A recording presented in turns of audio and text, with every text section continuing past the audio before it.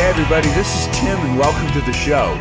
Being based here in LA, which I've heard rumored is the movie capital of the world, I thought it might be fun to do a Rock Essentials visit to the filming locations where some of the greatest rock and roll movies ever were actually made.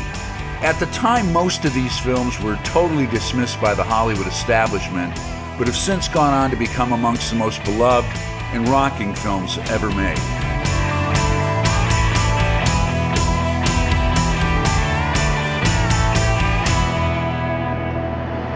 Well, first things first, we are exactly one block from the epicenter of Hollywood at Hollywood Boulevard, and I think it's appropriate to start our countdown here because on November 12th, 1955, a young man named Marty McFly invented rock and roll right here at the Enchantment Under the Sea dance, and he played a yet unwritten song called Johnny Be Good.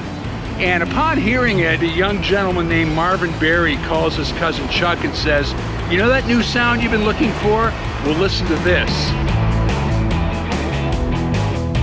You know, funny enough, Marty McFly's character was first played by Eric Stoltz, but after a month of filming, they recast it with Michael J. Fox, of course, and I just can't imagine anybody else playing it. One other little factoid about this movie, and you're probably going to get bored hearing this, but it won one Academy Award, and it was for Best Sound Editing, which is kind of like bringing your sister to the prom. No offense to any sound editors out there, but it tells you all you really need to know about what Hollywood thinks of not just teenage movies, but of rock and roll. But screw them, we love it anyway. Back to the Future.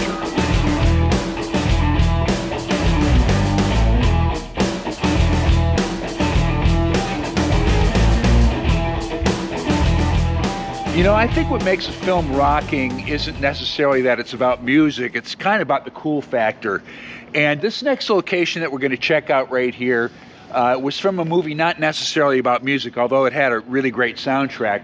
But it was one of the locations for Quentin Tarantino's Pulp Fiction, which I think totally is one of those movies. They had a very limited budget, and Tarantino shot most of it on location, and he used the interiors as well as the exteriors. So one of my favorite sequences in the movie is when Bruce Willis's character, Butch, parks his car here to get to his apartment because his girlfriend left his father's watch there from the famous watch scene. And he goes through this complex right here. It's a great sequence because it follows Butch all the way through in a continuous shot from here on Valerio all the way to the next street, which is Runnymede on the next block. How the heck was Bruce Willis never even nominated for an Oscar, at least for Best Supporting Actor Oscar for his portrayal as Butch? Because his portrayal is flawless. Anyways, this is the apartment complex that Butch comes back to retrieve his watch. And in a strangely violent comedic turn, it's where he comes upon Vincent Vega, played by John Travolta, who is a hitman, and Butch ends up killing him with his own machine gun right here. It's a really thrilling scene, and it always struck me as being somewhat like a Nirvana song with the angst and the loud to soft dynamic. The locations they chose for this film had a very gritty and mundane vibe, but I think it totally added to the gravitas of this film. Anyways, the one, the only, Pulp Fiction.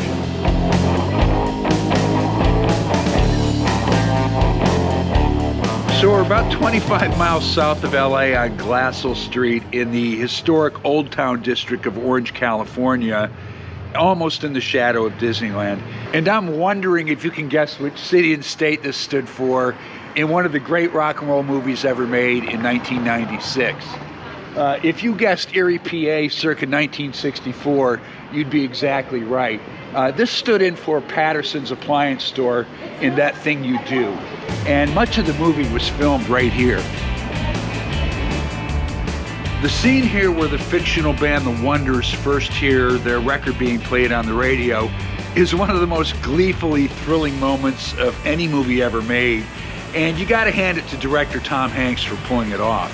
It is my opinion that the most brilliant thing Hanks did was get former Fountains of Wayne bassist and songwriter, the late great Adam Schlesinger, to write such a brilliant theme song for it. It's played 7 or 8 times during the movie, and it has to be good. It never loses its steam.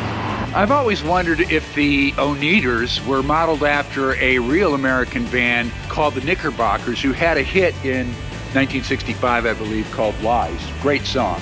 I think another really interesting fact about this movie is Tom Hanks wrote it out of sheer boredom when he was on a promotional tour for Forrest Gump. And it was his only foray into directing, and I think he may want to think about doing it again. It was pretty good. But anyways, this is the former home of Patterson's Appliance, Erie, PA, 1964. The Oneaters and That Thing You Do.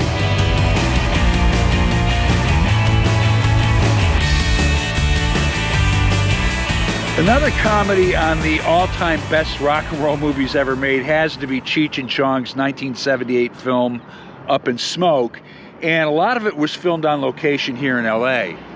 So now we're just off Figueroa Street in the Highland Park section of Los Angeles, and this would be the stand-in for Strawberry's house in one of the more hysterical scenes in Up in Smoke. Strawberry is Cheech's Vietnam vet-addled cousin and was played by Tom Skerritt.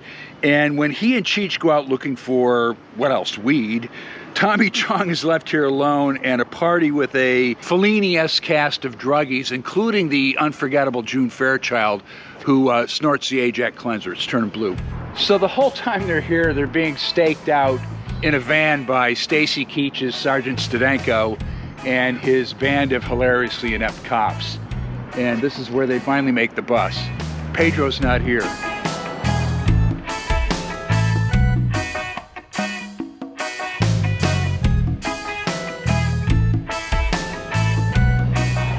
There are literally dozens of quotable lines from this next movie. My favorite being, "Hey, that's just like your opinion, man." But of course I'm talking about the Coen brothers' 1998 film, The Big Lebowski. This is another movie that's not technically about music, but if there's a more rockin' movie, I'd like to know what it is. So basically, it's a Raymond Chandler detective novel with Jeff Bridges starring as the dude who's a slacker and an avid bowler, and a lot of it takes place right here at his apartment. So there was more than a few memorable scenes shot right here, of course, with Maud Lebowski and the Rug Pissers. And out on the street right here is where the dude confronts Philip Seymour Hoffman's Brad and the Big Lebowski in the limousine. That's the, hey, there's a beverage here scene was filmed. I have heard that this was Jeff Bridges' favorite movie role ever, and he probably should have at least been considered for an Oscar, but more about that later. The needle drop music serves as the soundtrack in this movie with great songs like Creedence Clearwater Revival's Out My Back Door and Kenny Rogers in the First Editions. I just dropped in to see what condition my condition was in. Great song. But anyways, the dude's apartment right here, Venice, California.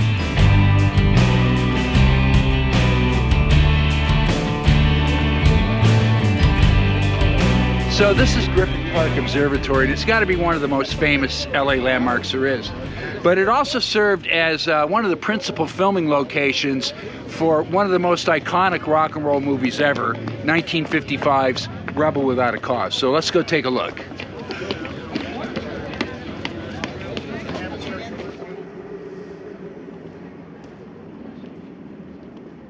So there's a couple of great scenes that were done in the back of the observatory here, including the switchblade knife fight with James Dean that occurred right by the telescope right here overlooking the LA skyline. So James Dean's character Jim is having a switchblade fight right here with Natalie Wood's boyfriend Buzz, and Buzz also happens to be the leader of the Cool Kids high school clique. And some of the other teenagers onlooking are Dennis Hopper and Sal Mineo, but it's one of the coolest scenes in the movie. Anyways, let's go around front.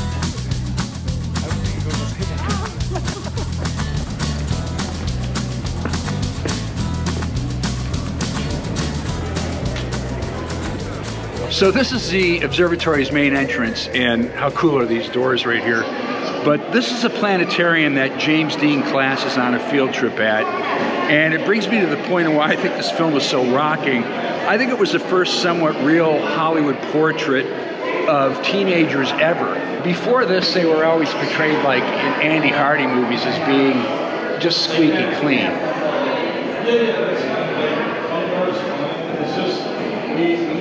So anyways, the movie's climax takes place right up here, again near the front doors. So the movie's climactic ending takes place right here at the entrance again, and it's James Dean's character pleading with the cops out here not to shoot Sal Mineo's character, who has a gun. Unbeknownst to the cops, it's unloaded. Of course, they kill Sal, and we get to witness the overwrought, angsty teenage aftermath that only someone like James Dean could deliver. One of the great scenes in cinematic history, and I think it served as the blueprint for teenage rock and roll movies to come. But big surprise right here, no Oscars. Anyways, Griffith Observatory, Rebel Without a Cause.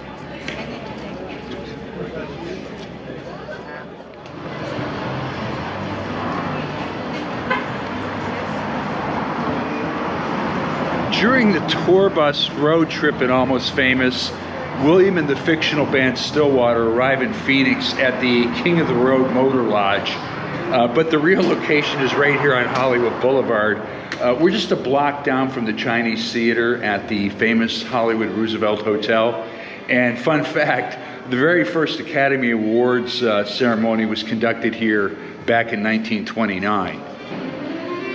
So in the movie, this is where William gets the message from his mother that says, "Don't take drugs." And it's delivered at the front desk by an actor who was then unknown, but now it's Eric Stonestreet, who played Cam for years on Modern Family. But anyways, right here, the Hollywood Roosevelt.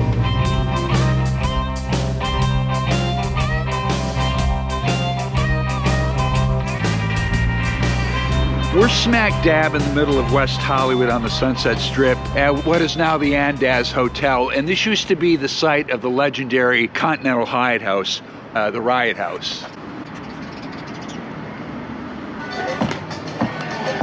In real life, this was the last party stop for most bands touring here in LA, and as far as movies go, this is where some of the Almost Famous scenes were filmed.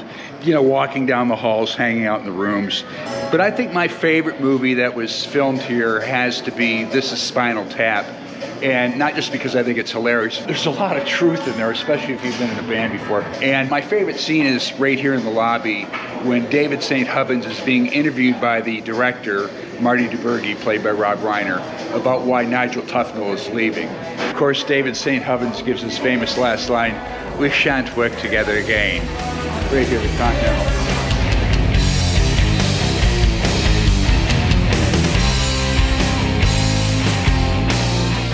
So not technically about music, this next movie totally rocks, and it happens to be one of my guilty pleasures.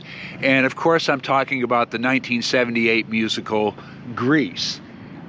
So there were actually 3 stand-ins for Rydell High, one being Huntington High out in San Gabriel Valley, the other being Marshall High in LA, and of course here at Venice High School in Venice, California. This is where the reveal scene happens. It's the first day after summer vacation, first day back at school, and they're all seniors now here and are going to rule the school. And it's where we first meet Kinnicky and the T-Birds, Stockard Channing and the Pink Ladies, Olivia Newton-John, Sandy, and of course John Travolta's Danny Zuko, right here at Venice High, Rydell High, Greece.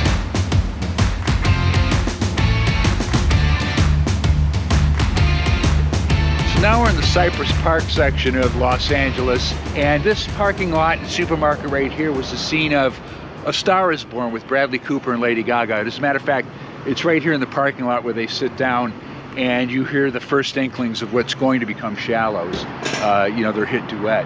Anyways, it happened right here at Super A Foods. And by the way, right on the side right here, another movie was filmed, a scene from it anyways, and that was Once Upon a Time in Hollywood, Quentin Tarantino movie. It's where the girls are sifting through the garbage looking for, the Charles Manson girls, looking for food that they can eat. Anyways, right here, Super A.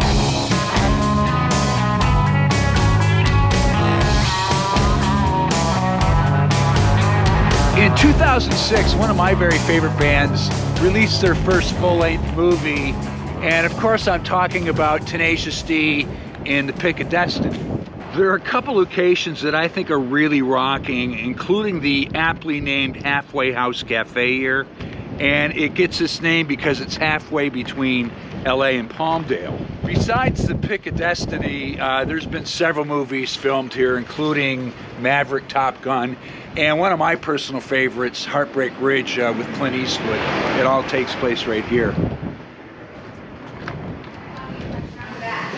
So this is the road trip part of the movie where Jack Black and Kyle Gass first meet Tim Robbins' uber creepy and hilarious The Stranger character, and where the waitress is none other than Amy Poehler.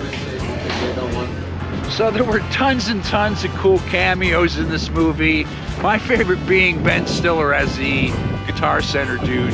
But I would have to say this movie had to have been a blast to make. Anyways, right here, the Halfway House in Whitney, Palmdale.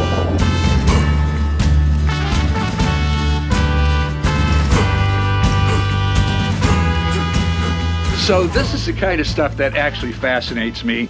It's a list of the legendary movies that we covered here, and let me read it. A Star is Born, 1 Oscar for Best Song, Shallow. Okay.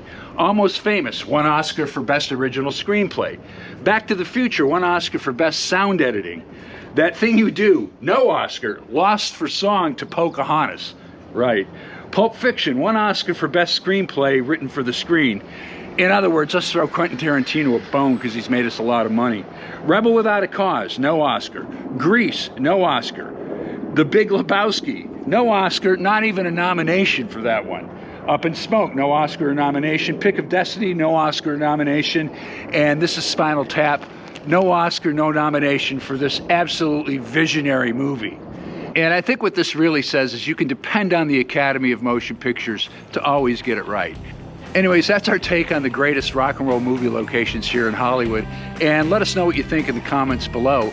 And this is a part of the show where I shamelessly request that you like and subscribe to the show. We've got a lot of cool videos there that I think you'll like in our library too. For Tim, thanks for hanging out with us.